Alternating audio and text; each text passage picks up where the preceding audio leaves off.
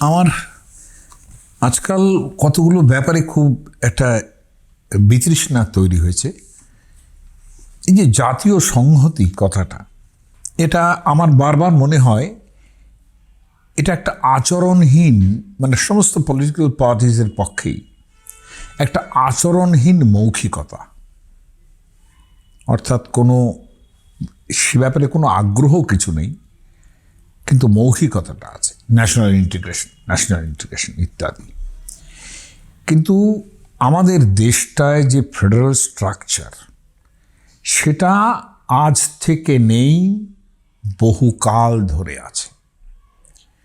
অর্থাৎ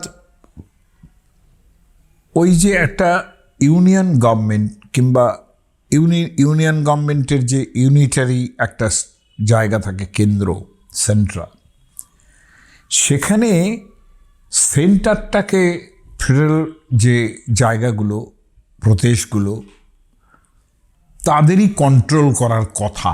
কারণ ভারতবর্ষের জায়গাটা হচ্ছে এই রকম। এটা সুদূর আমেরিকার যেসব দেশ আছে তাদের সঙ্গে যে বিভিন্ন রকম স্টেট আছে, তাদেরও একটা বেশ শক্তি থাকে। আমাদের দেশে সেই রকম থাকার দরকার ছিল এই কারণে যে আলেকজান্ডারের পর থেকে তিনি যে সম্মুখীন হয়েছিলেন, তখন আমাদের দেশে যে ন্যাশনাল ইন্টিগ্রেশন ছিল না, যার জন্য আমরা হেরেছিলাম। মানে কাশী, কাঞ্চি, মগধ, সৌরাষ্ট্র, বঙ্গ, কলিঙ্গ, শুম্ভ কিংবা তামিল, ওদিকে সাউথ ইন্ডিয়ায়, এই যে জায়গাগুলো প্রত্যেকটাই একের থেকে একে বিচ্ছিন্ন ছিল। এখনও কি আমরা একেবারে একাধারে আছি? একটা ডেমোক্রেসি আছে বলে আমরা এদেশে ওদেশে যেতে পারছি, কিন্তু এখন কি দেখছি, এখন তো বাংলার লোক উড়িষ্যায় গেলে পরে তারা মার খাচ্ছে, তাদের খুন করা হচ্ছে। তো এই বিশেষ করে বাংলা, অন্যান্য জায়গারা তবু বেঁচে গেছে। নর্থ ইন্ডিয়ার যে সমস্ত জায়গা, এমনকি গুজরাট, সৌরাষ্ট্র আগে অত্যন্ত খারাপ জায়গা বলে গণ্য করা হতো, তার তো মাধুর্য তৈরি হয়ে গেছে পরবর্তীকালে। সেখানে দ্বারকাধীশ আছেন, এসবও আছে, তার ফলে তার মাহাত্ম্য তৈরি হয়ে গেছে। কিন্তু এককালে ছিল না এরকম।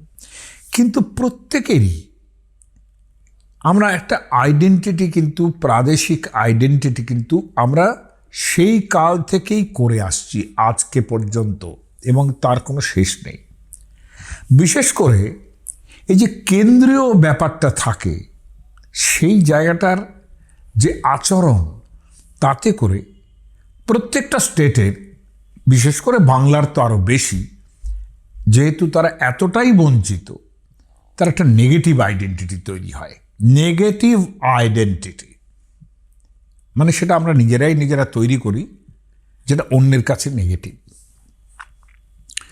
ঘটনা হচ্ছে যে আমরা এই যেদিন থেকে বাংলার বায়ু, বাংলার জল এগুলো বলতে আরম্ভ করলাম, কেন? হ্যাঁ, এই কথাটা কেন? বঙ্গ আমার, জননী আমার, এই কথাগুলো কেন? এটা তো দেশাত্মবোধক যত ভাবনা ছিল, তার পরিণতি হয়েছে এইটা। কিন্তু শুধু বাংলা নিয়ে কেন? তার মানে তখনও এই ব্যাপারটা ছিল, যখন স্বাধীনতা আন্দোলন সম্পূর্ণ হাইজ্যাক্ট হয়ে গেছে অন্য দেশে, মানে কেন্দ্রীয় জায়গাগুলোতে, দিল্লির কাছাকাছি জায়গাগুলোতে হাইজ্যাক্ট হয়ে গেছে। তারাই বড় স্বাধীনতা সংগ্রামী বলে পরিচিত হতে আরম্ভ করলেন, more than Subhash Chandra Bose and others. আমি কারা সেই জিনিস করেছেন তার মধ্যে যাচ্ছি না। যারা কোনো স্বাধীনতা আন্দোলন করেননি, তারাই সবচেয়ে বড় স্বাধীনতা সেবক এখন। যাই হোক সেটা। কিন্তু মুগ্ধা জননী, বঙ্গের যে মুগ্ধা জননী, যেখানে আমরা ছিলাম, তার সভ্যতাটা নিজের মতো করে তৈরি হয়েছিল। তার জন্য ভারতবর্ষের কোনো প্রয়োজন ছিল না, কিন্তু আমাদের উপর চেপে গেছে। এবং সে চেপে গেছে সেটাও এত ঘৃণা করে তারা চলে এসেছেন এখানে, ঘৃণা করছেন, আবার আসছেনও। এইটা এমনই একটা ঘটনা ঘটেছে যে বাংলার দুঃখ, বাংলার কষ্ট, বাংলার সন্তানদের যে অনুভূতি, সেটা বোঝবার ক্ষমতা দিল্লির প্রভুদের কখনো হয়নি। কোনো কালেই না। তারা বৈদিক আমলেও আমাদের ঘৃণা করেছেন। মহাভারত রামায়ণের, আমি নিজে মহাভারত রামায়ণের যথেষ্ট কি বলবো, বেদ থেকে সমস্ত কিছুই আমার অত্যন্ত প্রিয়। কিন্তু সেখানেও যদি প্রাদেশিক জায়গা থেকে দেখি, বাংলা কিন্তু কোনো স্থান পায়নি সেখানে। তাদের চিরকাল ঘৃণার চোখে দেখা হয়েছে। অথচ দেশটা যে কতটা পুরনো সেটার কথায় পরে আসছে। আমার শুধু অবাক লাগে যে এই পুরাতন একটা দেশে যারা নিজেদের সংস্কৃতি নিয়ে নিজেরা একটা জায়গা তৈরি করেছিল, সেটা ভাঙবার জন্য কত কাল ধরে চেষ্টা হচ্ছে। যার জন্যে দেখুন, যখন থেকে ডেমোক্রেটিক ব্যবস্থা চালু হয়েছে আমাদের দেশে আফটার 1947, একমাত্র বিধান রায় ছাড়া আর যত মুখ্যমন্ত্রী এসছেন তারা কেউই কেন্দ্রের বঞ্চনা থেকে মুক্ত হতে পারেননি। কেন?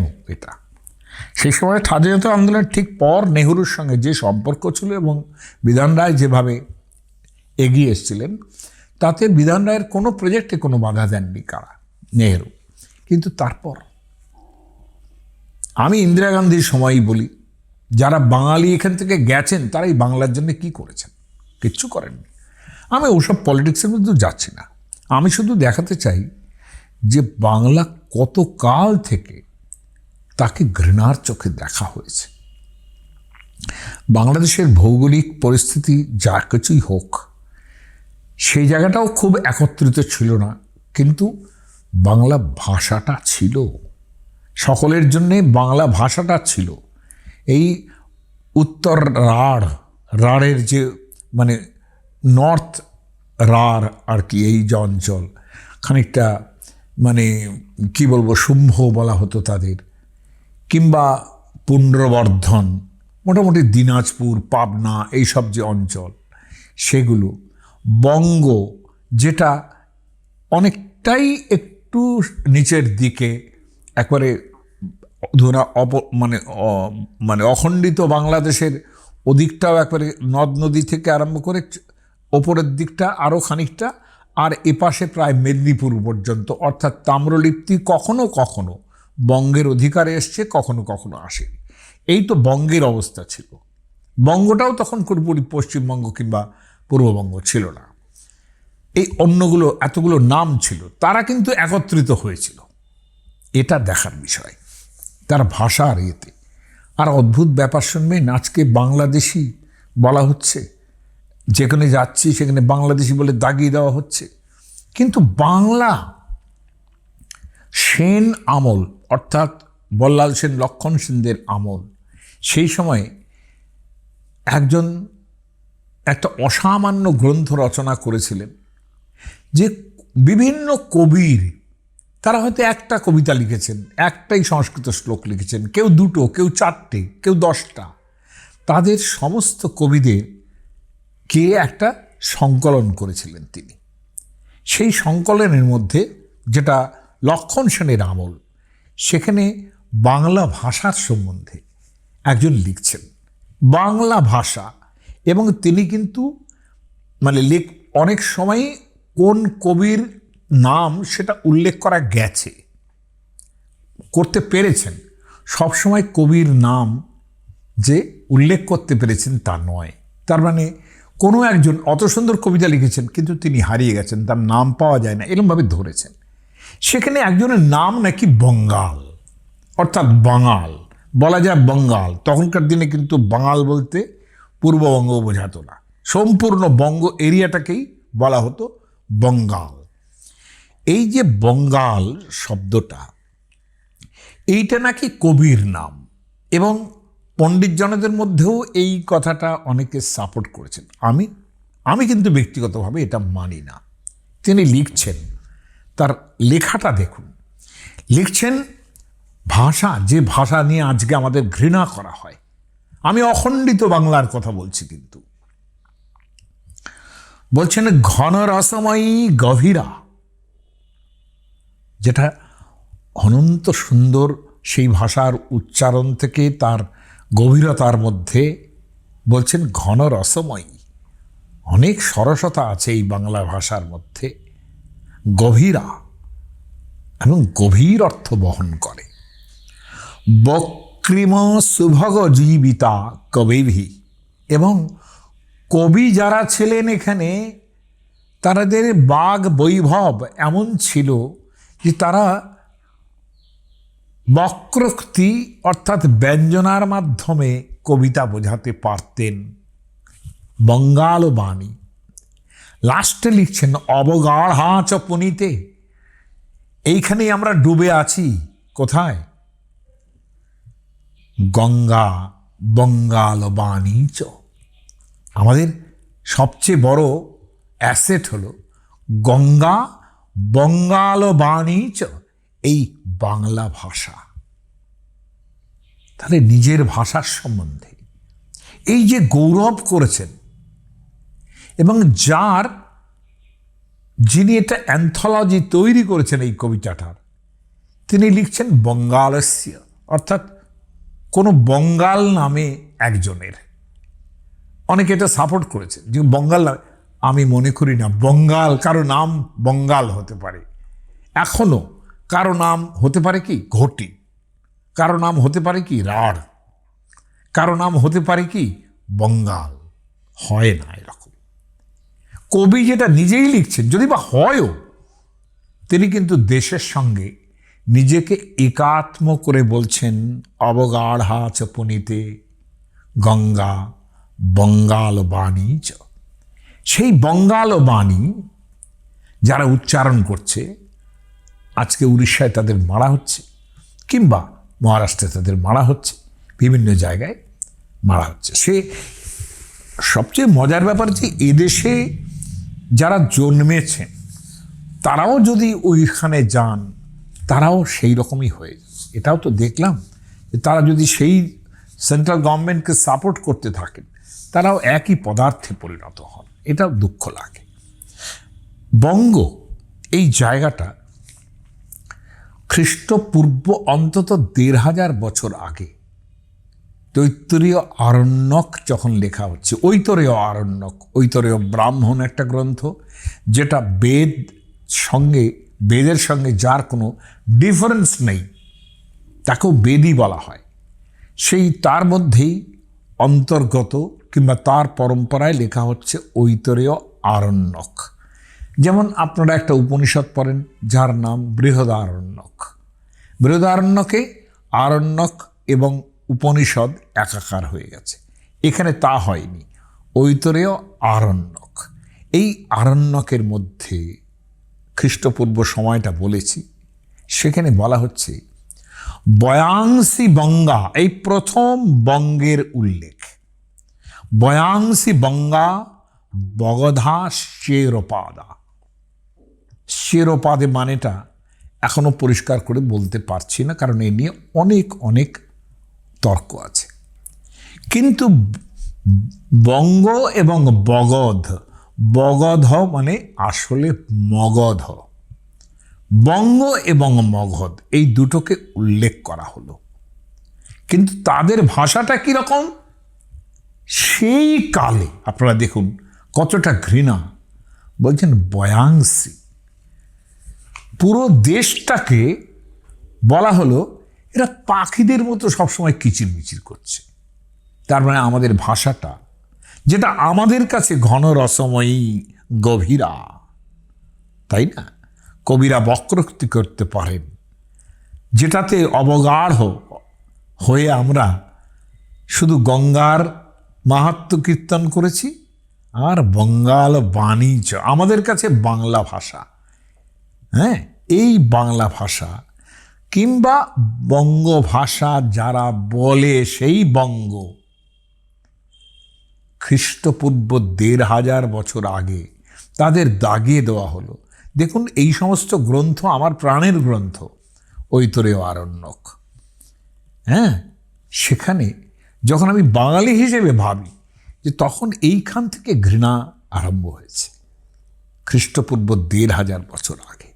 বঙ্গা তারা কিরকম? বয়াংসি, বয়াংসি মানে পাখি, পাখিদের মতো একটা বহু বচনে আছে বয়াংসি, মানে পুরো পাখিদের মতো কিচিরমিচির করছে সবসময়। এরপরে এলো বৌধায়নের ধর্মসূত্র, খ্রিস্টপূর্ব অন্তত 3rd সেঞ্চুরি, অন্তত খ্রিস্টপূর্ব 3rd সেঞ্চুরি। সেখানে বঙ্গ হচ্ছে কলিঙ্গের প্রতিবেশী দেশ। কলিঙ্গকেও ভালো দেখা হতো না, এখন কলিঙ্গ জাতে উঠেছে, কলিঙ্গকেও ভালো চোখে দেখা হতো না। হ্যাঁ, সেই কলিঙ্গ দেশের প্রতিবেশী হিসেবে কিন্তু বঙ্গের কথা লেখা হয়েছে, এবং তার সঙ্গে আর একটা পুন্ড্র মানে ওই যে বললাম দিনাজপুর, পাবনা এবং তার একটু এদিক ওদিক সব নিয়ে সৌবীর, এটা কিন্তু সিন্ধু অঞ্চল, একেবারে সেই সপ্ত সিন্ধুর খানিকটা অঞ্চল, যারা তখন ডিগ্রেডেড হয়ে গেছে। সৌবীর, বঙ্গ এবং কলিঙ্গ, এই যে জায়গাগুলো বলছেন এরা বৈদিক সংস্কৃতি এখানে কিছু নেই, এদের সংস্কৃত বৈদিক সংস্কৃতিতে এরা চলে না।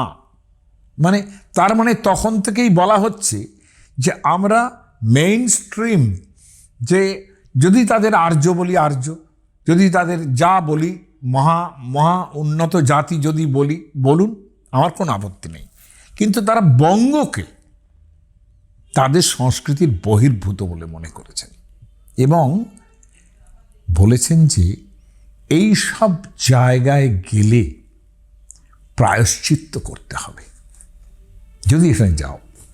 এটা আরও পরিষ্কার করে আছে অন্যত্র, যেখানে একটা শ্লোক আছে, অঙ্গ বঙ্গ কলিঙ্গেষু সৌরাষ্ট্র মগধেষু চ তীর্থযাত্রাং বিনা গচ্ছন পুনঃসংস্কারমর্হতি, কোনো কোনো মতে পুনঃ প্রায়শ্চিত্তমর্হতি। তাহলে এখানে কেউ যদি তীর্থযাত্রার কারণ ছাড়া আসে, তীর্থযাত্রা সাগর সঙ্গমে স্নান করা, এই তো তীর্থ বাংলার, সেখানে এই উদ্দেশ্য ছাড়া যদি কেউ আসে তাকে গিয়ে প্রায়শ্চিত্ত করতে হতো, অর্থাৎ তাকে মধ্যপ্রদেশে গিয়ে কিংবা উত্তরপ্রদেশে গিয়ে কিংবা অন্যান্য জায়গায় গিয়ে। কিন্তু লক্ষণীয় দেখার জিনিস এটা, অঙ্গ বঙ্গ কলিঙ্গ। অঙ্গ মানে মোটামুটি একটু আপারের দিকে ধরুন, যেটা মগধ এবং বাংলার মাঝামাঝি কোনো একটা জায়গা। হ্যাঁ, অঙ্গস্য তো পুরী চম্পা, এসব মহাভারতে আছে টাছে, সেটা চম্পানগরী এইরকম একটা জায়গা যেখানে কর্ণ রাজা হয়েছিলেন, এই হচ্ছে অঙ্গদেশ। যাই হোক, ঘটনাটা আমার এখানে নয়, কিন্তু অঙ্গদেশ, বঙ্গদেশ এবং কলিঙ্গ, তার সঙ্গে কে কে আছে দেখুন, সৌরাষ্ট্র মগধেষু চ, তার মানে গুজরাটও ততখানি খারাপ জায়গা ছিল তাদের মতে, যেখান থেকে তীর্থযাত্রার উদ্দেশ্য ছাড়া, মগধ তো বটেই, সেখান থেকে গিয়ে স্নান করতে হতো। আমার একবার মনে আছে, আমাদের ছোটবেলায় একজন ব্রজবাসী এসেছিলেন, ব্রজবাসী মানে বৃন্দাবনের ব্রজবাসী, যারা পান্ডা হিসেবেও কাজ করতেন, এবং তারা একটু শীত টিত যখন পড়তো তারা এই দেশে চলে আসতেন, শীতটাও এখানে একটু কম, আর যারা বৃন্দাবনে যায় তাদের সঙ্গে দেখা হয়। আমি ব্রজবাসীর নাম করছি না, তাকে আমরা খুবই শ্রদ্ধা করতাম, আমাদের সঙ্গে বন্ধুর মতো মিশতেন, খুবই ভালো। তিনি এসছেন, তো বন্ধুর মতো মিশতেন বলেই নানান কথা হতো। তো তিনি বলছেন যে উনি নিজের রান্না করে খেতেন, তাকে আসলে পরেই নানান রকম জিনিস জোগাড় করে দিতে হতো, দুধ চিনি সুজি ইত্যাদি সব জোগাড় করে দিতে হতো। তিনি নানান রকম জিনিসপত্র বানাতেন, ব্রজের জিনিসপত্র বানাতেন, অতি চমৎকার তার সুস্বাদ, আমাদের খাওয়াতেন, আমাদের প্রাণ ভরে যেত। উনি করেই লাড্ডু পাকিয়ে পাকিয়ে দিতেন, খুব খেতাম, খুব ভালো। তারপরে উনি, আমি বললাম একদিন, আমার তখন বড় হচ্ছি, নানান রকম কৌতূহল হচ্ছে, যে আপনি আমাদের রান্না করা, আমাদের তো মহাপ্রভুর ভোগ হচ্ছে, প্রসাদ হচ্ছে, বাড়িতে শালগ্রাম শিলা আছেন, তা আমরা রান্না করলে খাবেন না কেন? বলে, তোদের হাতের রান্না যদি খাই না, বাড়িতে গিয়ে না আমাকে বউ ঘরে ঢুকতে দেবে না, আগে চান করতে হবে, তারপর এমনিও চান করতে হবে। আর আমাদের যেসব প্রণামীগুলো নিয়ে যাচ্ছ ব্রজবাসী, সেগুলো কি করো, সেগুলো কি ধুয়ে ধুয়ে নাও? বলে, এ বাচ্চে বোল মাছ বেশি বলিস না, এরকম করতেন। তো এই যে ব্যাপারটা, সে আমাদের সখ্যভাব ছিল তার সঙ্গে, ঠিক আছে, কিন্তু ঘৃণার পরম্পরাটাও কিন্তু ছিল, যে তোদের এখানে তোদের রান্না খেয়ে গেলে পরে আমাকে বউ ঘরে ঢুকবে না। কত বড় সংস্কার সম্পন্ন একজন বউ তার, তা আমি জানি না, কিন্তু তার এইটুকু ক্ষমতা ছিল যে বাংলাদেশে গেছে বলে তাকে স্নান করে ঘরে ঢোকাতে হবে স্বামীকে। কত সংস্কার, কত শুদ্ধ, কত সূচি তারা ছিলেন। তা সূচি এবং সংস্কারের জায়গাগুলো এই রকম যদি হয়, এবং সেইখানে ঘৃণার জন্মটা যদি অঙ্গবঙ্গ কলিঙ্গের ওপরে থেকে থাকে, সেখানে স্পষ্টত আমি বুঝতে পারি যে দেখুন, মহাভারতে আমার একটা গর্ব আছে যে মহাভারতে সমুদ্রসেনাশ্চ নৃপতি, বঙ্গদেশের রাজা নাকি সমুদ্রসেন, তার ছেলে চন্দ্রসেন, তারা দ্রৌপদী স্বয়ংবরে গেছিলেন। অর্থাৎ দ্রৌপদীকে যদি পাওয়া যায়, এটা আমার কাছে বেশ গর্ব লাগে যে এইটুকু বুকের পাড়া তাদের ছিল যে একবার দেখা যাক, ট্রাই করে যদি দ্রৌপদীকে পাওয়া যায়, তো সেটা আমার বেশ ভালোই লাগে। কিন্তু সেখানে অবশ্য কোনো বিভাজন তৈরি হয়নি, কারণ নিজের সম্মানে তিনি গেছেন এবং ধ্রুপদের রাজসভায় বসেও ছিলেন। যে পর্যন্ত মীনচক্ষু ভেদ করতে পারেননি, চলে এসছেন, তাটা অর্জুনকেই দিয়ে এসছেন আর কি। সেটা যাই হোক, দ্রৌপদী আমাদের হয়নি, বঙ্গদেশের ললনা হয়নি, কিন্তু কথাটা তা নয়। কিন্তু আমাদের বিভিন্ন জায়গায় যে সমস্ত মানে কর গ্রহণ করা ইত্যাদি ইত্যাদি, সেটা কিন্তু সকলেই গ্রহণ করেছেন। এমনকি মানে সমুদ্রগুপ্তের পর যিনি দ্বিতীয় চন্দ্রগুপ্ত, তিনিও কিন্তু একটা মেয়োরিয়াল ইনস্ক্রিপশন তৈরি করছেন। তিনি দেখাচ্ছেন যে, অর্থাৎ গুপ্ত আমল, সমুদ্রগুপ্ত থেকে আরম্ভ করে দ্বিতীয় চন্দ্রগুপ্ত, মানে যাকে বিক্রমাদিত্য বলি আমরা, সে তিনি কিন্তু সমস্ত এই বঙ্গ টঙ্গ সব জয় করে সেখানে আবার তাদের জাতিকেই পুনঃপ্রতিষ্ঠিত করে দিয়ে তারপর গেছেন। জয় করার পর পুনঃপ্রতিষ্ঠিত করে দেওয়া ব্যাপারটা মানেই হচ্ছে রাজকর দিতে হবে, এই ব্যাপারটা ছিল। কিন্তু তাদের সংস্কৃতিটা খানিকটা কিন্তু ধরে দিয়ে গিয়েছিলেন এখানে, অর্থাৎ ব্রাহ্মণ সংস্কৃতির একটু একটু ঘষা এখানে দিয়ে গেছেন তখনই। কিন্তু এইভাবে শিলালিপি এখানের থেকে আরম্ভ করে আরও অনেক জায়গায়, কালিদাসের চতুর্থ শতক কালিদাস যখন লিখছেন, সেখানেও কিন্তু প্রচুর পরিমাণ এমন কথা আছে যেটা বঙ্গদেশের সম্বন্ধে আছে। এবং রঘুর যে দিগ্বিজয় হচ্ছে সেখানে সেখানে মানে আরম্ভ হচ্ছে তালি বন শ্যাম, এই জায়গাটাকে কালিদাসের মতো কবি তো ঠিক লোকেট করেছেন। এবং সেটা তাম্রলিপ্তের, মনে হয় অনেকেই পণ্ডিতরা মনে করে যে তাম্রলিপ্ত অর্থাৎ মেদিনীপুর তখন এই বঙ্গের মানে অন্তর্বর্তী ছিল, যার জন্য সেখান থেকে ওইখান থেকে এসে তারপরে আলটিমেটলি তিনি কলিঙ্গ বিজয়ের দিকে যাবেন রঘু। সেখানে তালিবন শ্যাম এই শব্দটা, যেটা পরবর্তীকালে মেঘৈর মেদুরমাম্বরম বনভুব শ্যামা স্তমালদ্রুময়ী এরকম ধরনের জয়দেব কবি লিখেছিলেন, সেই জায়গাটাকে কিন্তু স্মরণ করেছেন তারা। কিন্তু ওই তাদের ওই জয় করে তারপর পুনঃপ্রতিষ্ঠিত করে তারপরে রঘু উৎকলের দিকে চলে যান। আমি উৎকল, কলিঙ্গ, ঔড্র এদের নিয়ে বেশি কথা বলছি না, বাংলা নিয়ে চিন্তা, আমাদের বাংলার কথা বলছি। এখন এই জায়গায় দাঁড়িয়ে এই যে তীর্থযাত্রা ছাড়া আমাদের শুদ্ধি হবে, মানে তারা আসলে পরে শুদ্ধি হবে, এই ব্যাপারটা আমার বারবার মনে হয় যে এখন যে একটা কথা শুনি না, লোকমুখে শোনা যায় যে বাঙালির বড় ক্ষতি করে, বাঙালির ক্ষতি করে। কতটা ক্ষতি করা আরম্ভ হয়েছিল, সেটা সবচেয়ে আরম্ভ হয়েছিল এ দেশে যখন ব্রাহ্মণদের আমদানি হয়। ধরা যাক রাজা লক্ষণ সেনের একজন মহামন্ত্রী, দ্বাদশ শতাব্দী, সেখানে তিনি লিখছেন যে বাঙালিরা উনি একদম রাঢ় এবং বঙ্গ, বরেন্দ্র এই জায়গাগুলোর উল্লেখ করে বলছেন যে এরা চতুর্বেদ মানে 4টে বেদ অধ্যয়ন করার যোগ্যই লোক নয়, তারা পড়াই জানে না। ব্রাহ্মণদের যারা ব্রাহ্মণ, অথচ মজা হলো এই মিশ্র ভট্ট যারা ওদেশ থেকে এসেছেন, তাদের একটা ধর্মপত্নী থাকার পরেও এই বাঙালিদের প্রচুর পরিমাণ বিবাহ করেছেন। তারা অনার্যা হতে পারেন, কিন্তু বিবাহ করে তারা আর্যের পর্যায়ে ফেলে দিয়েছেন। এটা তো ঘটেইছে। হ্যাঁ, তাহলে এই যে জায়গাটা, যাদের বিবাহ করে সন্তান উৎপাদন করছেন, সেখানে কোনো সমস্যা হয়নি। কিন্তু তাদেরই পরম্পরায় যে সমস্ত ছেলেপেলেরা তারা বেদ উচ্চারণ করতে পারছে না ভালো, এর জন্যে সেই মহামন্ত্রী লক্ষণ সেনের তিনি দুঃখ প্রকাশ করছেন যে এরা চতুর্বেদ অধ্যয়নের যোগ্যই নয়, এদের কেউ কেউ নাকি দুলে দুলে বেদ মুখস্থ করছে। আর একটা প্রকার আছে ব্রাহ্মণ, বাঙালি ব্রাহ্মণ, তারা নাকি এতটুকু তোয়াক্কা তারা করছেন না বেদের, ওই যজ্ঞকর্মের জন্যে যেটুকু প্রয়োজন সেইটুকু বেদ তারা পড়ছেন। ফলত বাঙালি একটু ফাঁকিবাজ আছে, এটা তো সকলেই জানে।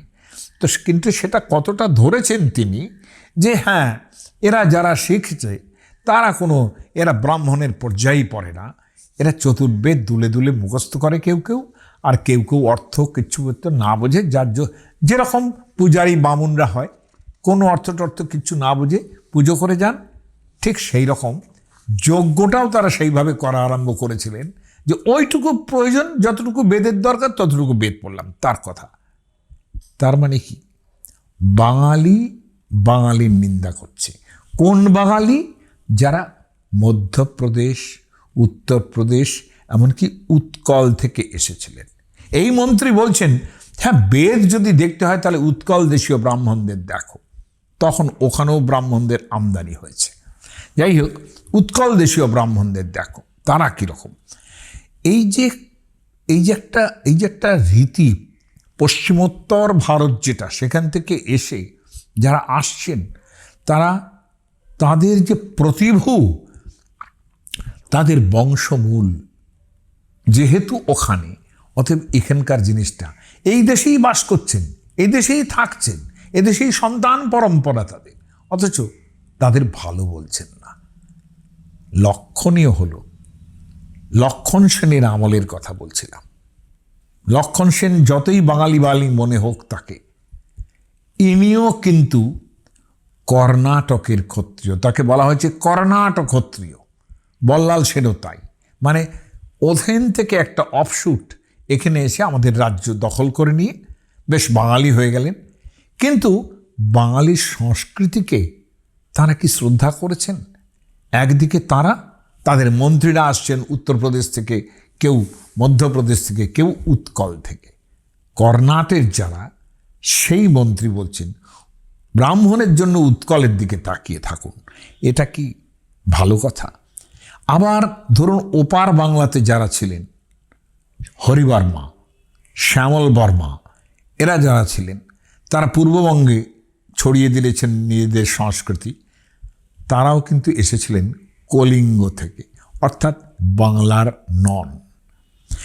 আমরা লিপি সাক্ষ্য দিয়ে, আমার সেই জায়গা নেই এখানে, লিপি সাক্ষ্য দিয়ে প্রমাণ করতে পারি যে বাংলাদেশে বিভিন্ন জায়গা থেকে, উৎকল থেকে আরম্ভ করে, মধ্যপ্রদেশ থেকে আরম্ভ করে, উত্তরপ্রদেশ থেকে আরম্ভ করে, কি পরিমাণ ব্রাহ্মণ পঞ্চম ষষ্ঠ শতাব্দীর মধ্যেই বাংলায় এসে তাদের প্রভাব বিস্তার করেন। এবং বৌদ্ধ পাল রাজারা যারা ছিলেন, তাদের যারা মুখ্য পুরুষ, মানে রাজা যারা, তারাও কিন্তু ওই দেশীয় ব্রাহ্মণদের মন্ত্রী করা ছাড়া নিজেদের কথা ভাবেননি। এখানকার বাংলাদেশি লোককে মন্ত্রী করেননি কখনো। যারা এককালে মানে বাংলায় এলে প্রায়শ্চিত্ত করে শুদ্ধ করতেন নিজেদের, সেখানে দেখুন যে অনিরুদ্ধ ভট্ট, ভবদেব ভট্ট যারা এসেছেন, তাদেরই পূর্বপুরুষরা আমাদের এককালে মানে ম্লেচ্ছ, দস্যু এইসব বলেছেন। এবং লক্ষণীয় হচ্ছে যে ব্রাহ্মণদের সঙ্গে ভালো মেলামেশা হয়নি বলে এই বাংলাদেশের লোককে কবে থেকে শূদ্র বলে দেওয়া হয়েছে, মনু মহারাজ বলে দিয়েছেন এরা সব একেবারে শূদ্র।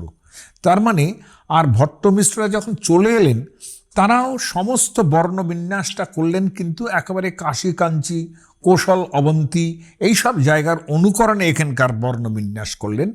আর যাদের দিয়ে সুবিধে হবে মানে তারা সব শূদ্র, বাংলাদেশে এটা সব শূদ্র, এবং যাদের দিয়ে সুবিধে হবে তাদের তারা কখনো বলেছেন ক্ষত্রিয়, কখন এটা অনেক বিশদ আলোচনার প্রয়োজন ছিল, তাদের কখনো বলেছেন বৈশ্য, কখনো সৎ শূদ্র, সৎ গোপ, নিজেদের প্রয়োজনে একটা সময়। হ্যাঁ, ময়রা জল চল, মিষ্টি খেতে গেলে তখন জল চল, কিন্তু অন্য সময়ে তারাই কিন্তু বাইরে আর জল চলছে না, অন্য লোকদের জল চলছে না, ময়রাদের জলটা চলবে। তাই এই বাংলাদেশের মিষ্টি খাচ্ছে তো এখানে যেরকম দুধ দই পাওয়া যেত কীরকম খেতেন ভাবুন তারা। মানে কাশী কাঞ্চির সংস্কৃতি বাংলাদেশে চালানোর জন্য রাজা মহারাজারা যারা ছিলেন তারা কিন্তু পয়সাও ছড়িয়েছেন অনেক। সেটা করে বল্লাল সেনের আমর থেকে অনেকেই তারা পয়সা ছড়িয়েছেন। ব্রাহ্মণ সমাজের মানে চূড়ামণি যাকে বল্লাল সেন, তিনি তো কৌলিন্য প্রথাও চালু করেছিলেন বলে আমরা জানি। তার বাবা বিজয় সেন, তিনি বেদজ্ঞ ব্রাহ্মণদের এত টাকা পয়সা ধন দিয়েছিলেন যে তাদের স্ত্রীরা সোনা, অর্থাৎ তাদের স্ত্রীরা সোনা এবং কুমড়ো ফুলে তফাৎ করতে পারতেন না। মানে এত সোনা, কুমড়ো ফুল আর সোনা দুটো তাদের কাছে একাকার। হ্যাঁ, এবং কীরকম যে মুক্ত আর কার্পাস বীজ এরা তফাৎ করতে পারতেন না। এই অনুশাসনটা তুলেছেন। হ্যাঁ, মানে ওই ল্যান্ড গ্র্যান্ট ইত্যাদির যে লিপি, স্বয়ং নিহার রঞ্জন রায়ের মতন ঐতিহাসিক এটার উল্লেখ করেছেন। তিনি আমার মতো এরকমভাবে বলেননি যে তারা কিভাবে মানে মানে এখানে তার সেই বায়াস উনি উল্লেখ করে ছেড়ে দিয়েছেন যে কিভাবে চোখে দেখেছে আমাদের। হ্যাঁ, বিজয় সেন তার যে স্ত্রী আর কি, তিনি বিলাস দেবী তার নাম, তিনি চন্দ্রগ্রহণের সময়ে কনকতুলা পুরুষ অনুষ্ঠান করবেন। অর্থাৎ একদিকে এক ব্রাহ্মণ দাঁড়াবেন দাঁড়িপাল্লার, আর একদিকে সোনা। হ্যাঁ, সোনার এখন যা দাম বেড়েছে ওইগুলো যদি থাকতো, যাই হোক, একজন সোনার একজনকে ব্রাহ্মণকে মানে কনকতুলা পুরুষ, তুলা মানে হচ্ছে তুলাদণ্ড, দাঁড়িপাল্লা, সেখানে সোনা দেবেন তিনি। হ্যাঁ, সেখানে এই যে যোগ্য পাত্রটা সেটা কিন্তু বাংলাদেশে খুঁজে পাওয়া যায়নি। হ্যাঁ, সেই ভূমিদানের জন্যে তিনি মধ্যদেশ অর্থাৎ মধ্যপ্রদেশ বলবো না, আর একটু এগিয়ে এই রকম জায়গা থেকে তাদের ব্রাহ্মণ নিয়ে আসতে হয়েছে। এবং সেই মধ্যদেশের সেই ভদ্রলোকের নাম হচ্ছে উদয়কর দেবশর্মা। যাই হোক, এইসব জিনিস আমরা খবর পেয়েছি।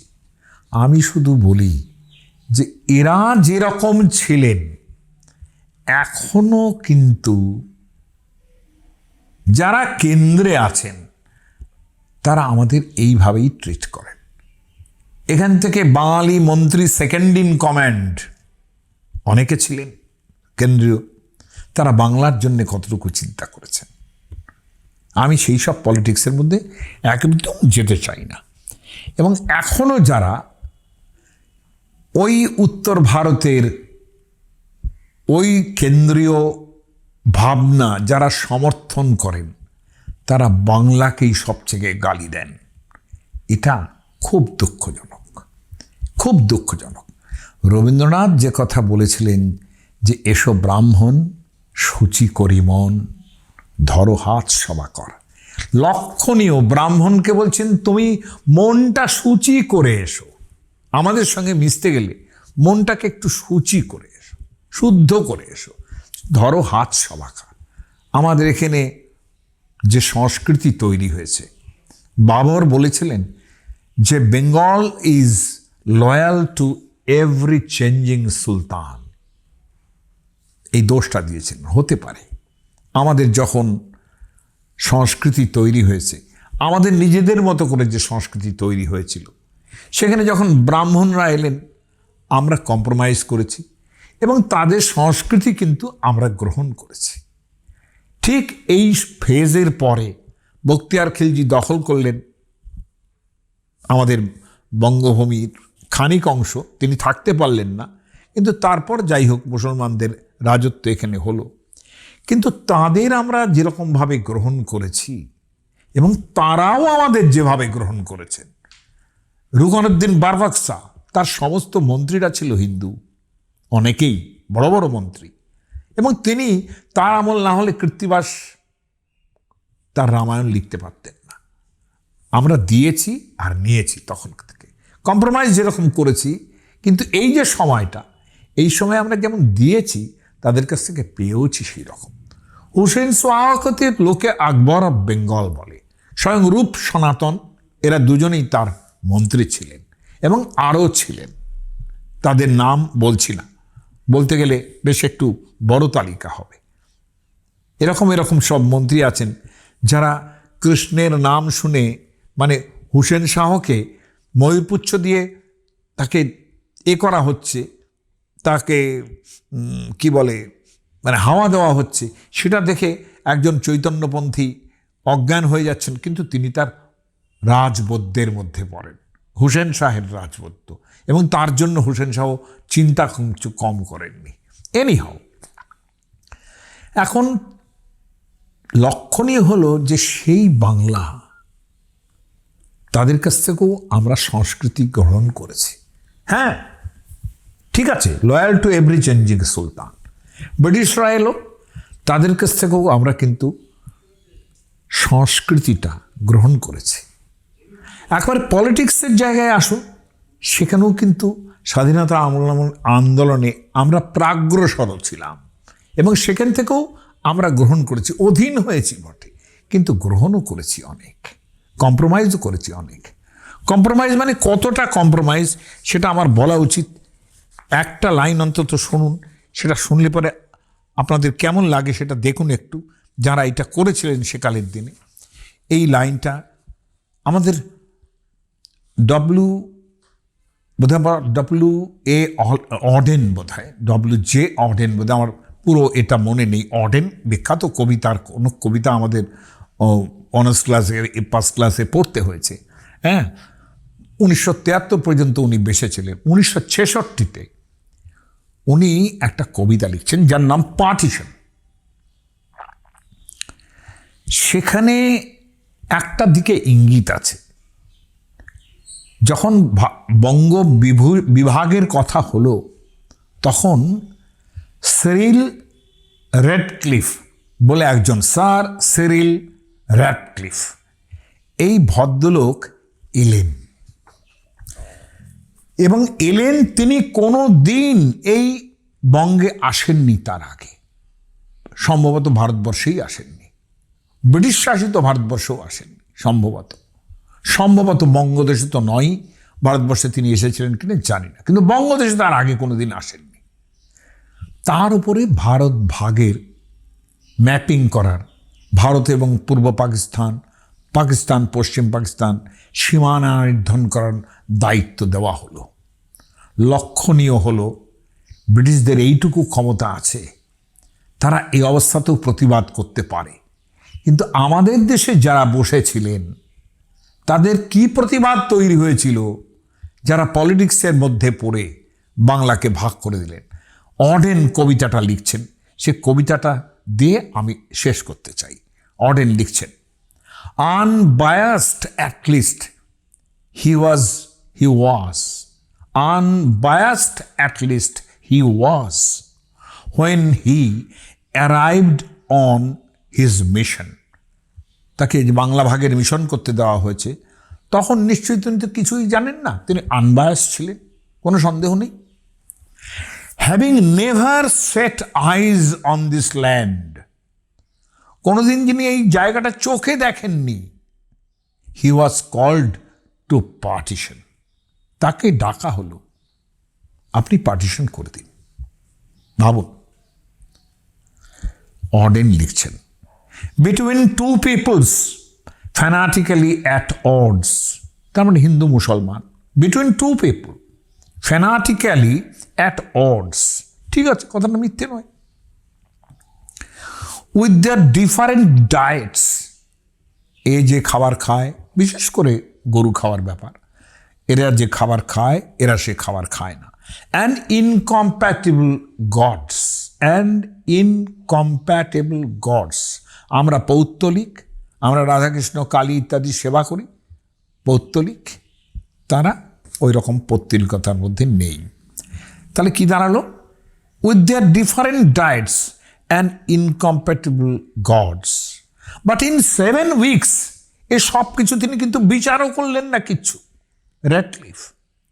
বাট ইন 7 weeks, 7 সপ্তাহের মধ্যে, ইট ওয়াজ ডান, দ্য ফ্রন্টিয়ার্স ডিভাইডেড, দুই দিকের ফ্রন্টিয়ার ডিভাইডেড হয়ে গেল। কি অসামান্য লাইনটা শেষ করছেন, a continent for better or worse divided.